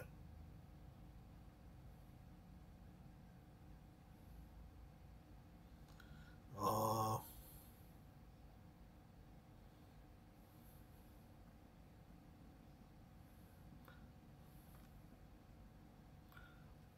oh, ya. Sebetulnya bisa ini sih, Pak. Kalau tidak terikat waktu, ya. Kalau tidak terikat waktu, sebenarnya nambah sampel aja, Pak. Ya, kalau kalau nggak, maksudnya kan kadang-kadang ada penelitian yang sangat terikat waktu ya, sehingga tidak bisa ditambahkan sampel di kemudian hari. Tapi ada penelitian yang bisa kita tambahkan sampel. Nah, mungkin salah satu opsinya tambahin sampel supaya ada perubahan gitu. Eh, mungkin yang dia kadang pertanyakan itu apakah kita kan juga kalau dapat data kan uji statistiknya juga harus kita cek ya. Bartlett, KMO, MSA itu kan semua harus kita cek semua kan. Nah kadang-kadang kita ada yang luput sehingga hasilnya tuh nggak bagusnya tuh kelihatan sama reviewer gitu. Oh kamu tuh mungkin nggak melakukan ini gitu.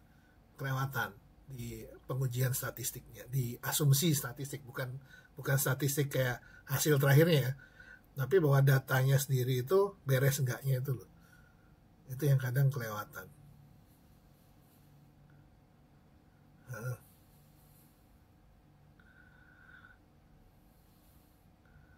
Heeh.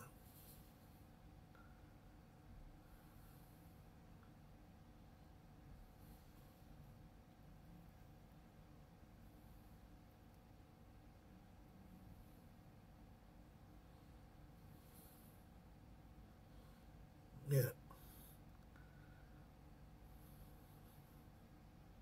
ya.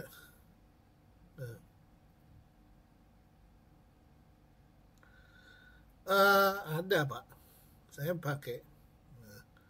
Cuma hati-hati ya, tetap kan kita turnitin ya. Apa namanya? AI itu membantu, bukan kita copy paste gitu pokoknya. Jangan copy paste.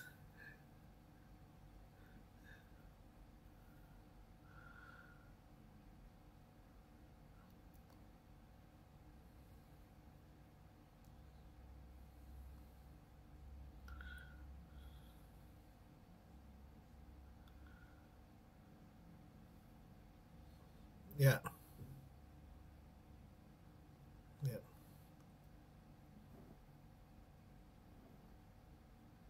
ya,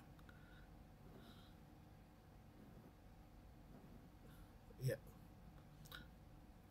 Eh,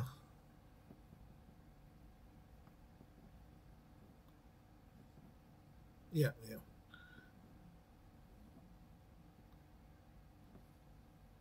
ya, ya.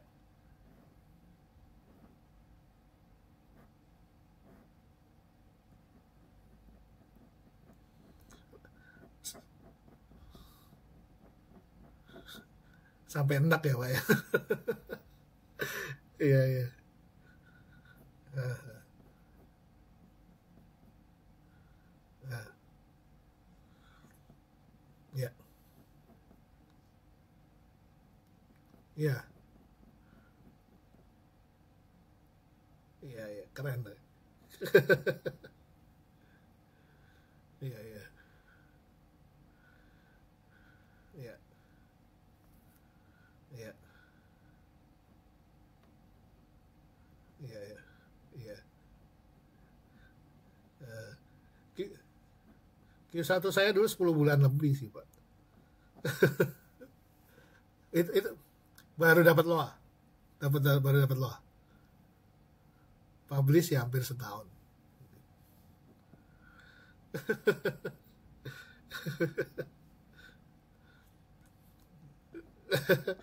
Sama cek ini Pak, cek spam. Kadang-kadang yang ngerespon ke kita emailnya berbeda. Jadi apa dulu saya pernah. Jadi ternyata dia nungguin saya nungguin dia gitu. Kita sampai miss 3 bulan waktu itu.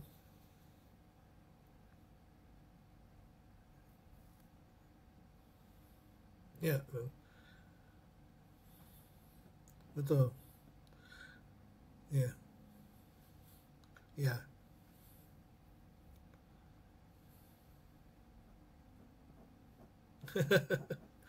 ya,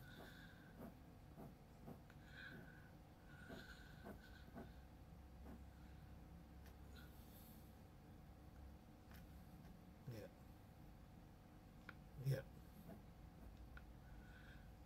ya, ya, ya, ya, ya, ya, ya,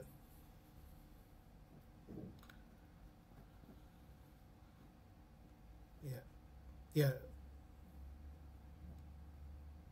ya, ya dicek aja Pak itu kalau di apa namanya, di spam email. Ya kadang-kadang mungkin kan saya juga kejadian, bukan pasti terjadi ke semua orang gitu ya.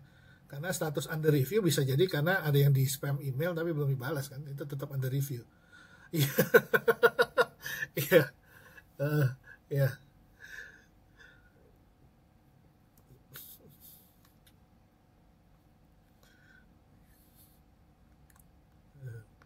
Tergantung Pak, itu tergantung.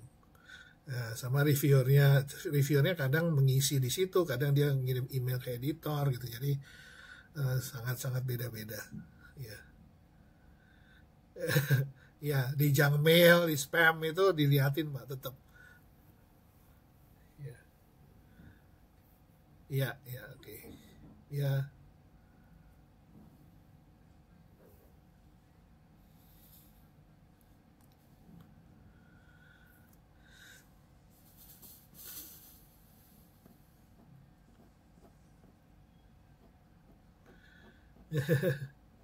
ya. Nanti di email juga bisa Pak.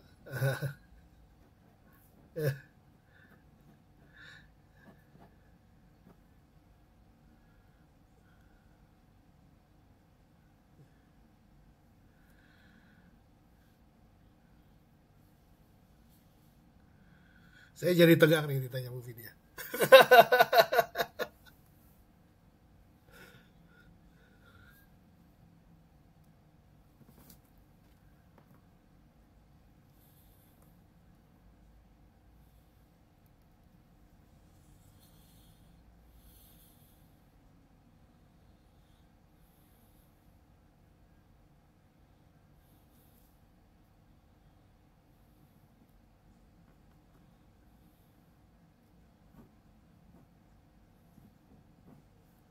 Hmm,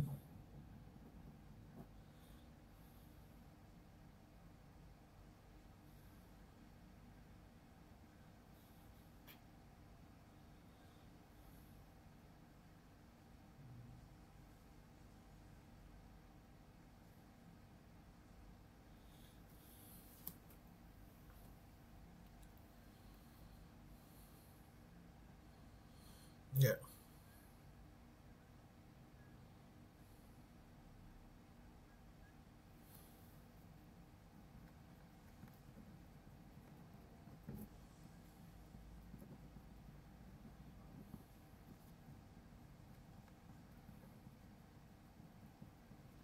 hmm, oke. Ya, mungkin kalau jurnal yang non predator pakai jurnal finder Bu, paling gampang. Jurnal finder, apa namanya? Ya seperti tadi saya mungkin sarankan, lebih baik kita cari jurnal finder yang misalnya dari apa, Web of Science gitu. Karena biasanya di Web of Science pasti ada Scopusnya biasanya gitu. Tapi mau langsung ke Scopus juga bisa, ke Wiley juga bisa ya. Jadi udah pasti websitenya jangan sampai salah. Terutama fake website itu agak berat Bu. Benar-benar mirip sekali sama aslinya. Ya. Begitu salah belakangnya doang gitu, atau kita keluaran dari Google kita klik, nah itu bisa agak berbahaya gitu. Itu yang tidak predator. Kalau yang predator itu biasanya satu volumenya jurnalnya banyak sekali, apa artikelnya.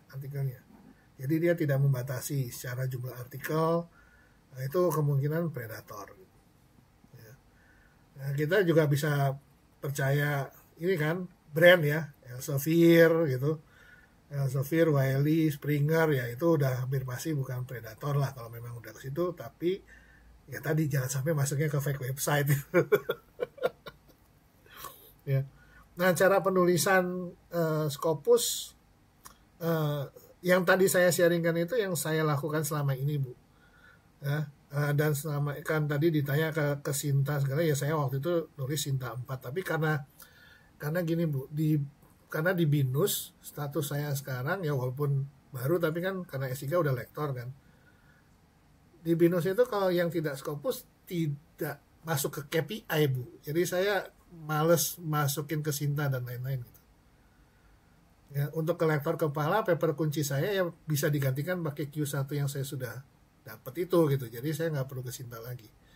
Yang lain kalau saya masuk nggak masuk ke KPI buat apa gitu. Ya, jadi makanya nggak punya pengalaman saya di Sinta. Hmm. Gimana Bu tadi? Sorry nggak putus di depan.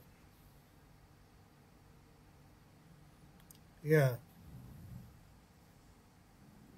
Hmm.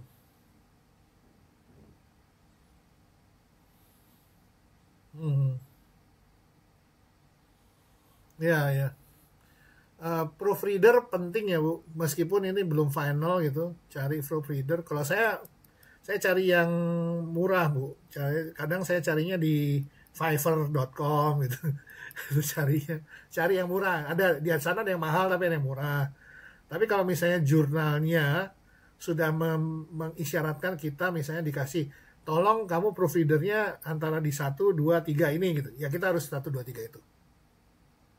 Gitu. Jangan sekali-sekali ke Fiverr. Ya. Tapi kalau dia cuma minta di proofread, saya pakainya Fiverr paling murah. Cari yang apa? Yang semurah-murahnya tetap mahal sih, Bu. Tapi lumayan lah. Ya. Itu penting proofreadnya itu. Proofread perbaikan grammar penting. Nah, yang jadi masalah tuh sekarang gini, Bu. Dulu kan kita bisa pakai, kita nulis dulu pakai bahasa Indonesia, terus pakai Microsoft Word kita translate gitu ya. Itu sebenarnya secara grammar sekarang udah jadi bagus kalau bahasa Indonesia kita benar. Masalahnya begitu kita pakai Microsoft Word itu di Turnitin terdetek AI, Bu. Iya, pakai Google Translate juga langsung terdetek AI. Masalahnya tuh di situ sekarang. Itu jadi kenceng sekali. Dan kenapa tadi misalnya saya bilang kalau kita pakai apa ChatGPT atau apa, jangan di copy paste. Karena gini, kita struktur kalimatnya kita cuma ubah-ubah, tapi struktur maksudnya panjang pendek kalimatnya tetap di situ, itu tetap dari deteksi AI, nggak bisa hilang itu AI-nya. Makanya lebih baik tetap kita tulis sendiri. Ya, jangan cuma mindahin ganti-ganti kayak kita mau memparafrase satu kalimat, enggak. Yang bisa kita lakukan adalah kita memparafrase itu satu paragraf. Itu kalau itu baru bisa kita AI-nya hilang. Kalau satu kalimat nggak bisa, nggak hilang AI-nya. Ya, ya. Hmm.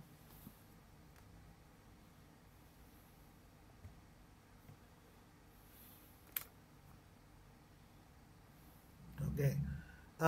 Kurang lebih 3 sampai 5 saja. Jangan terlalu banyak juga.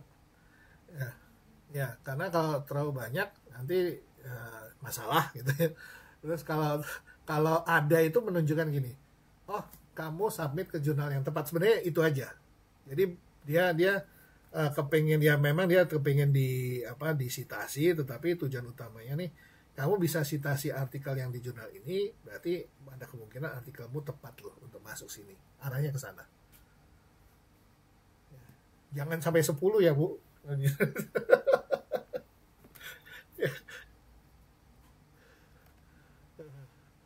Ya, kebanyakan. Iya, ya. Oke. Iya, iya. Mari.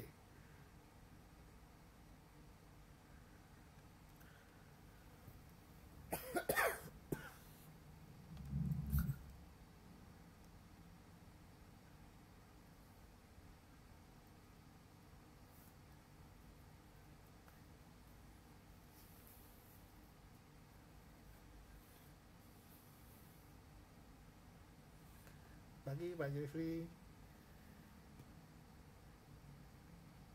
Iya, mari.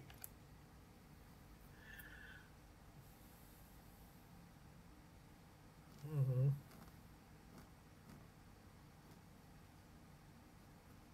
Oh, oke.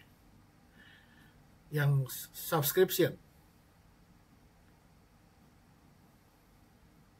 Ah, ah, ah. Ya.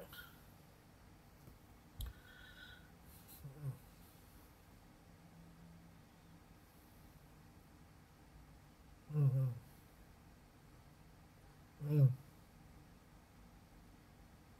Mhm, mhm. Nah, gimana? Oh ya?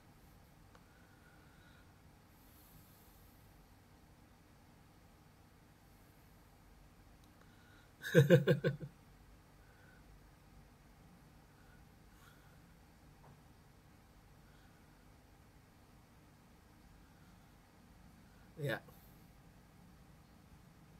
betul.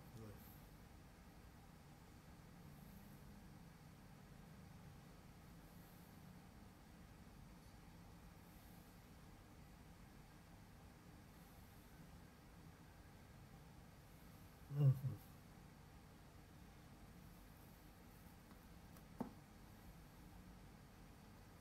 Oke,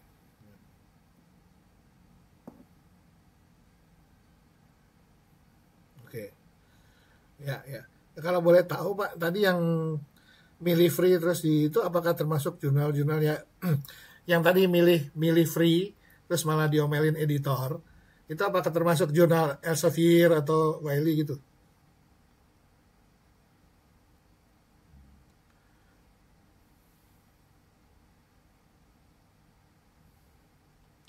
Nah, tapi maksudnya brand-brand besar itu bukan? Termasuk yang brand-brand besar itu? Oh, ya. Oh, oke, oke. Ya, ya, ya. Em, kalau apa? Kadang-kadang kalau kalau tadi soalnya brand besar cuma nggak tahu apa gitu ya. Kalau setahu saya kalau yang sudah apa tergabung di Elsevier gitu atau Emerald mestinya sih tidak akan merespon seperti itu mestinya gitu. Cuma kalau yang brand yang nggak tahu dari mana saya nggak ngerti deh. Nah pengalaman saya sendiri justru terbalik gitu. Jadi eh, yang Q1 saya itu harusnya berbayar ya, tapi saya malah dikasih itu Hyper Golden Open Access malah gratis gitu sama Elsevier itu malah malah pengalaman saya terbalik malah uh, apa ya namanya belum pernah saya mengalami yang seperti bapak gitu. Cuma memang saya ada apa niat untuk habis ini kan saya mau cari yang subscription saja, tapi mau carinya yang memang sudah Q1 Emerald atau ini Elsevier doang gitu, nggak mau yang di bawah itu levelnya. Uh, Ya kalau saya mungkin arahnya ke sana sih. Saya malah baru dengar kalau ada editor yang kayak gitu, Pak. Eh menjadi pengalaman yang tidak mengenakan sekali itu. Iya. Tes Pak, dengar nggak tadi saya bicara? Sorry. Oh ya, ya. Ini sekarang masih putus? Oke, oke. Ya maksudnya tadi saya baru pertama kali dengar gitu yang dari Bapak, malah saya sendiri kaget ya. Tadi saya juga cerita Q1 saya malah terbalik, harusnya berbayar, malah saya dikasih Hyper Golden Open Access yang saya sebetulnya sudah cek di jurnal itu Indonesia tuh tidak termasuk dapat hak itu. Timur dapat gitu.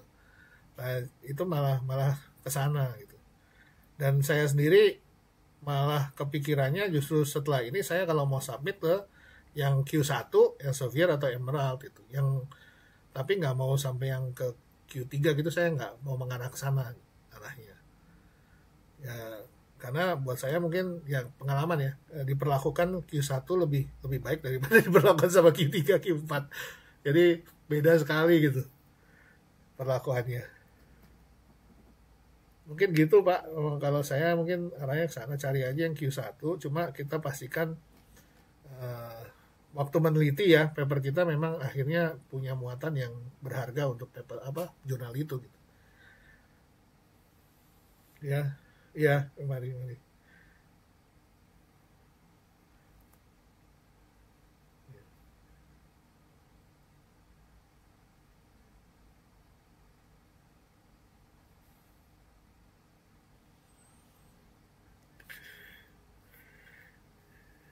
Ya,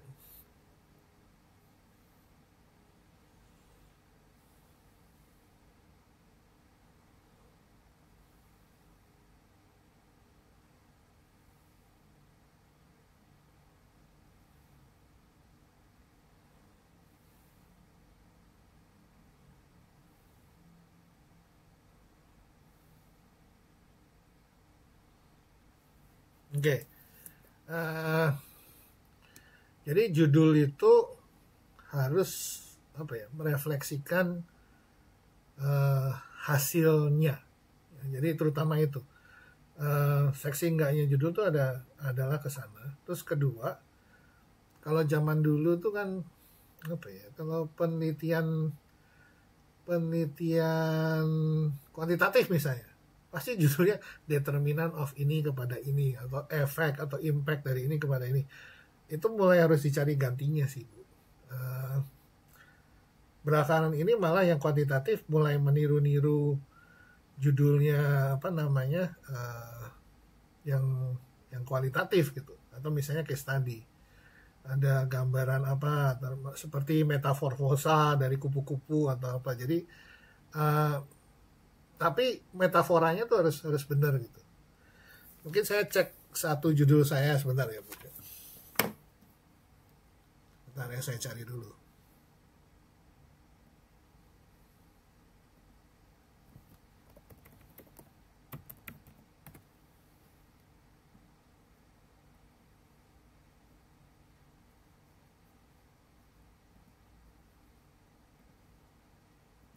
Bentar, saya ke Scopus dulu sebentar.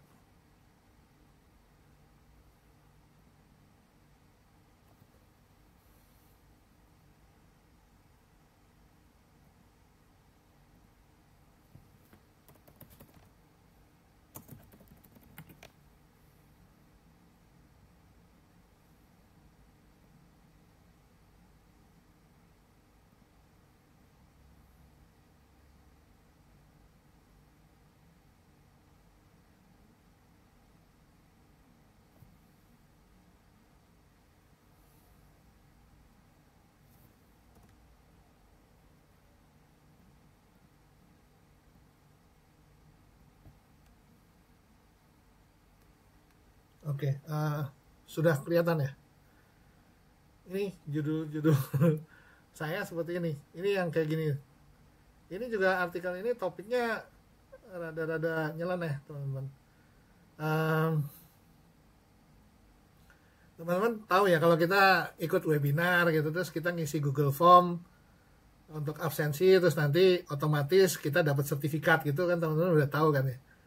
Nah, saya cuma memakai sistem itu supaya orang itu mengisi Google Form untuk psikotes, dan langsung begitu dia klik submit hasilnya keluar.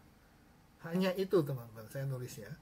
Tapi kan kalau kayak gitu masuk ke paper IT kan, bukan masuk paper management gitu.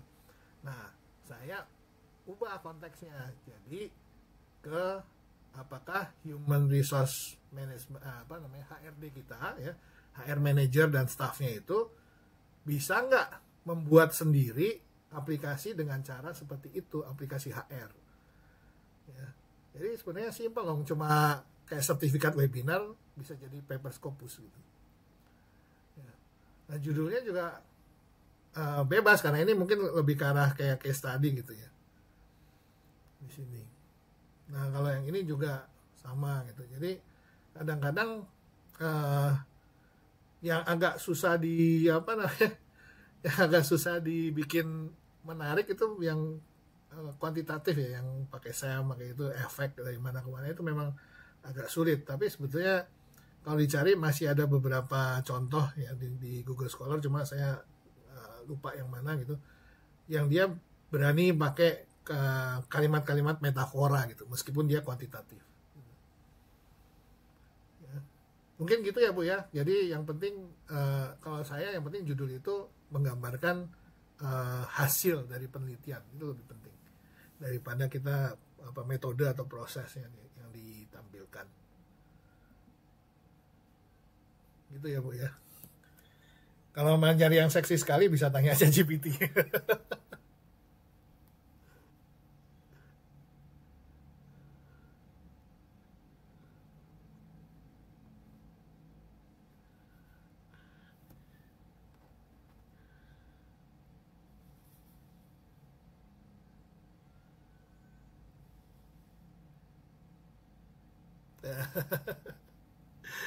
Iya, iya, iya. Iya, iya, mari.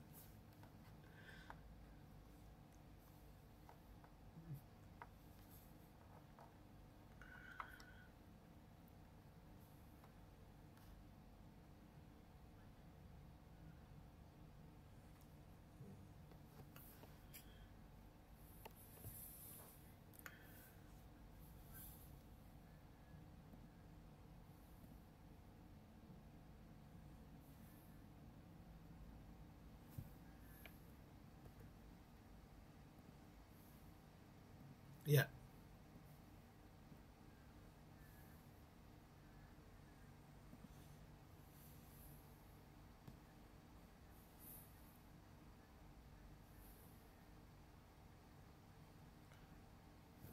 ya kalau saya ya ini aja, maksudnya kita terutama ya, kita kan melakukan penelitian itu eh, sudah dengan membayangkan kita itu mau nulis atau ngirim artikel ke jurnal yang mana gitu. Jadi kita lakukan penelitian dengan hibah segala macam. Oke, oke. Ini gimana? Tes. Oke. Ya, jadi dari saya mungkin kita kalau mau melakukan penelitian itu pas merancang itu sudah dari awal kita sudah memikirkan mau kirim ke jurnal mana gitu. Kalau bisa seperti itu sehingga kita tahu betul jurnal yang seperti itu tuh membutuhkan topik-topik yang kayak tadi importance, urgency, novelty-nya tuh yang seperti apa gitu. Jadi jangan sampai penelitiannya udah selesai baru bingung nulisnya apa gitu karena ternyata lupa tadi urgency, important sama novelty-nya tidak ada di penelitian. Ya mungkin gitu sih dari saya.